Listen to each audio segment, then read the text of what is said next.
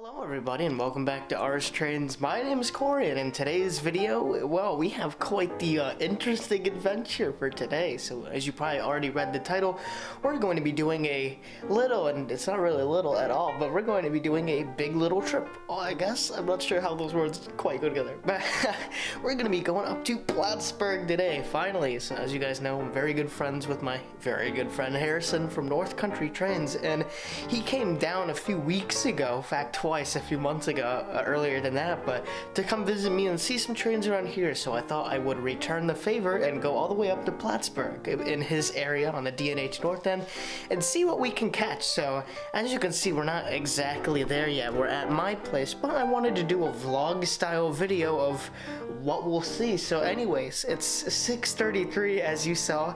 I bet some of my audience isn't even awake yet by the time I'm filming this video.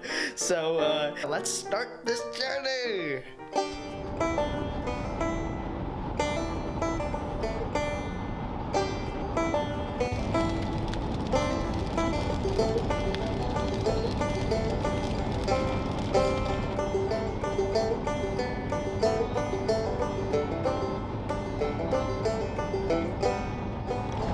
Alright, so as you can see, we are not at Plattsburgh. The 931 still hasn't showed up. We're still not quite aware of where the heck it even is. So we decided to move out of Plattsburgh. We went to go visit Josh Wingler in his little Civil War encampment setup, which is awesome, Josh. If you're watching, big thumbs up. I love how that, I love it in general. Thanks for preserving history, you know. So anyways, we're going up to Rouse's Point, which I've always wanted to visit. It's the northernmost station, I believe, of the Delaware and Hudson, if we're not counting Montreal or whatever, since, you know, the passenger trains went up to there. So we're gonna go to Rouse's Point. We're gonna see what it's like. We're gonna see what we can see up there, but it's a place I've always wanted to visit. I remember always looking on Google Earth and just maps me like, dude, I'm never gonna go up there, it's so far away. Well, as you can see, we're about 10 minutes out or so around there. But anyways, I'll update you guys when we get out of the car. Again, we still don't know where 931 is, so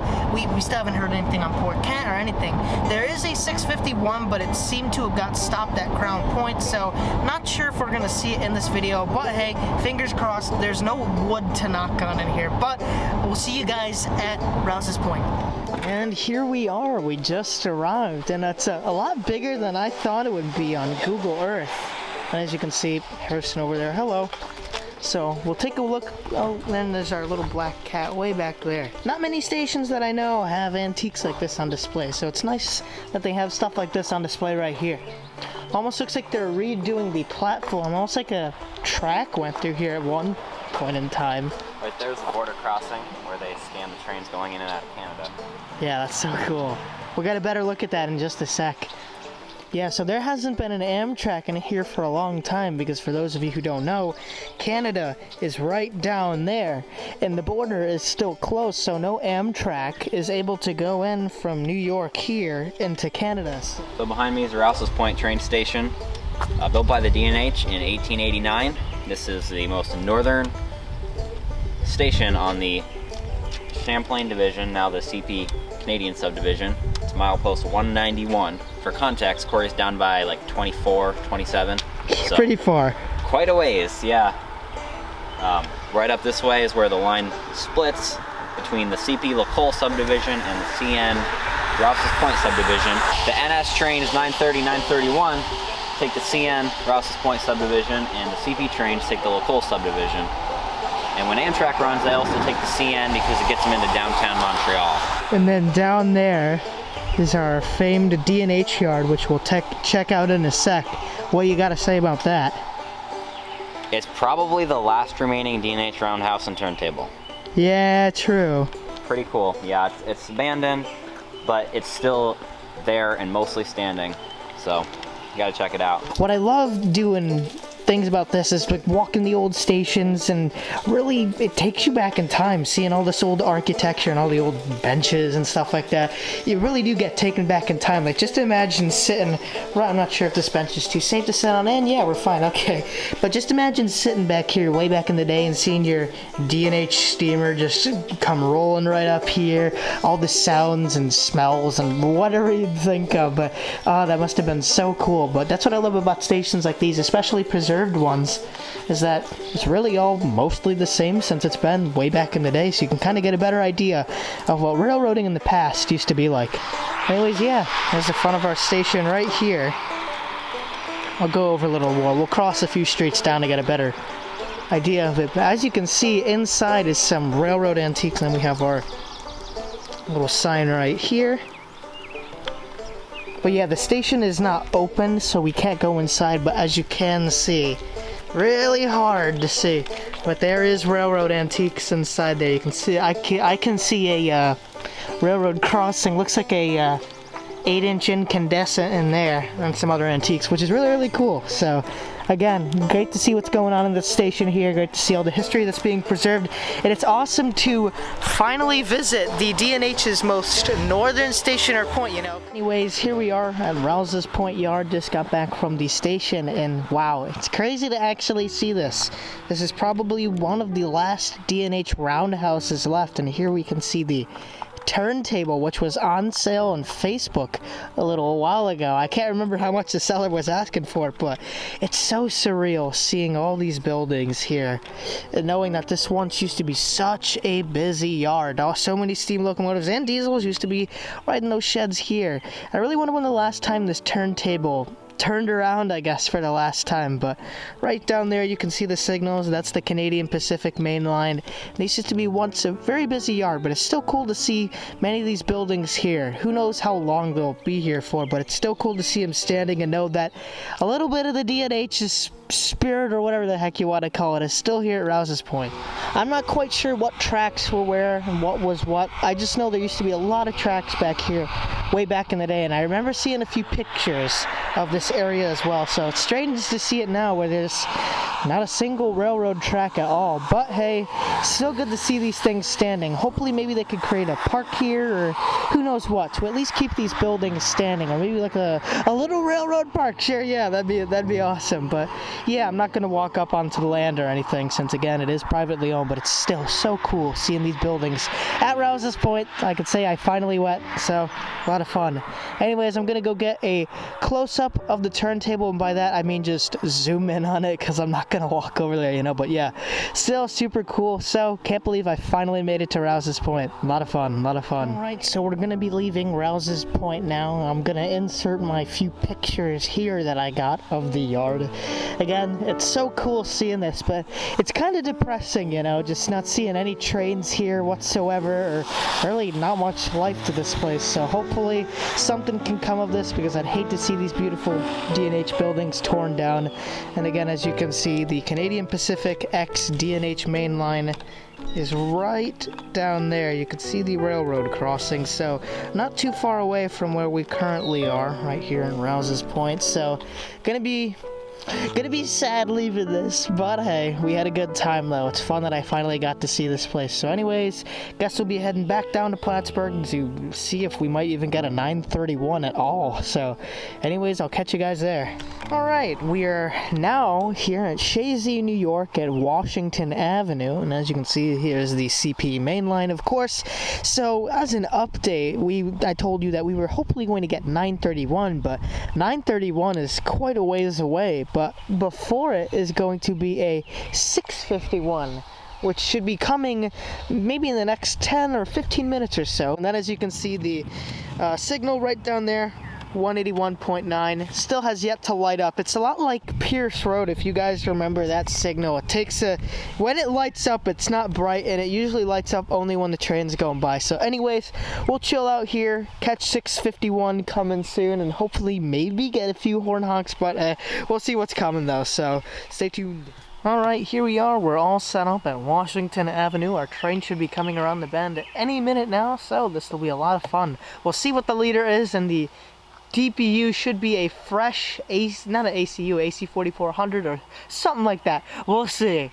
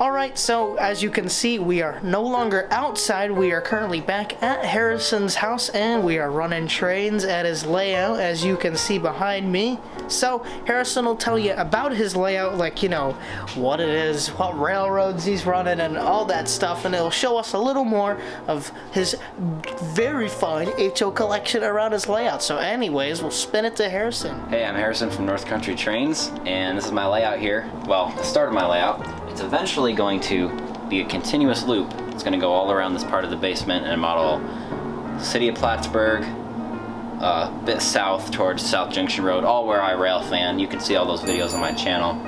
I generally cover, you know, everywhere my layout's going to be. But my layout is going to be set back in the 1970s when the D&H had free reign over this part of the railroad. Anyways, Harrison, I know a lot of people who follow my channel may not really be familiar with your layout. So first off, we know that it's an HO scale layout, of course, but what is this ran off of? Because there's many different systems of power and that stuff. Yeah, so I ran off of DC for a long time, but the past, I don't know, maybe a year ago, I got this Digitrax system. It was coming off of the layout that was being dismantled, so kind of sad that it was dismantled, but on the plus side, I get the DCC system, so. And what do you like about Digitrax? So with DCC, you know, you can control multiple trains on one track, versus with DC, you kind of have to have the tracks isolated from each other. And it also allows you to control sounds and even like some things like couplers if the locomotive has it, so like all kinds of cool stuff that you couldn't do with just standard power. So now that we know what the layout's powered off of, what scale it even is, and what railroad it's based off of, where is it? Because there's a lot of different spots on the D&H, you know, and as I can start to see the images around, I personally know where this is based off of, but some of my viewers might not know. Yeah, so I grew up, I'm still growing up in Plattsburgh, rail fanning along the line, so yeah, this is going to be modeling. Right now, we're looking at the north end of the city of Plattsburgh. Coming down here, you got the main part of the city, Cumberland Avenue overpass, and this is where the tracks going to cross the Saranac River. Then you're coming into the train station, which will eventually be right over there. Yeah, and eventually we'll go all the way around, hit South Junction Road, which is like basically the far end of any kind of relation to Plattsburgh, and it'll loop back around. So it was pretty busy back in the 70s. You had your road freights plus several different locals going all over the place. So, and then your passenger trains and all that as well. So currently, as the way it stands, it's a, what do you call those type of switching? It's a small switching layout, but it's going to be much bigger. Only you said earlier that you're modeling the 70s, and as you know, you're not a 70s kid, and neither am I. We missed it by quite a few years, but why are you doing the 70s? That's a really good question. I honestly ask myself that sometimes. I was originally going to do, you know, modern day, and that was back when I had a 4x8, so it was kind of like, you can't really run modern diesels on 18-inch curves. So yeah. I kind of shifted back towards the 90s when CP was first coming in. At that time I was a big fan of a blog of a guy up in Winnipeg who modeled the 90s CP, so I was kind of going towards that before I realized it's kind of hard to get CP stuff from the 90s, and it's still pretty long as far as going around those curves. So this was still back when I was on the 4x8. I eventually decided I want to go with the D&H, you know, because I love the D&H.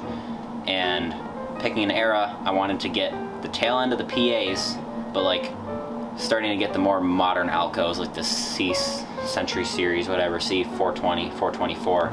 So I'm kind of doing the late 70s, early 80s when the PAs were getting phased out. I can have PAs, Amtrak F40s, Alcos, EMDs, GEs, maybe even a tiny bit of Guilford, although I don't really want to go there. But yeah, generally it's still somewhat modern and somewhat relatable to me, but also old enough that it's nostalgic and kind of hard to explain away. But I'm sure everyone wants to know, well, currently, what bits are you working on right now? Because the layout still has a lot to go under.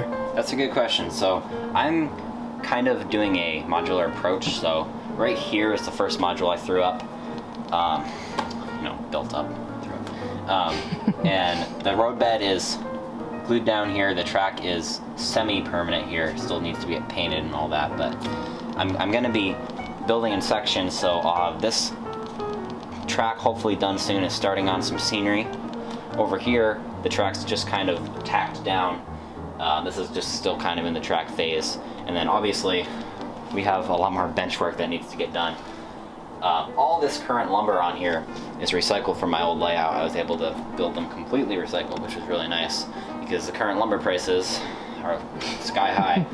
So hopefully when the lumber prices come back down soon, I'll be able to get some more wood, start getting some more stuff up. I do want to get up the staging yard. This is going to go here, make switching GP a lot easier, and a place to store my trains. That'll be going up in the next few weeks. Otherwise, I'm going to keep working on these sections.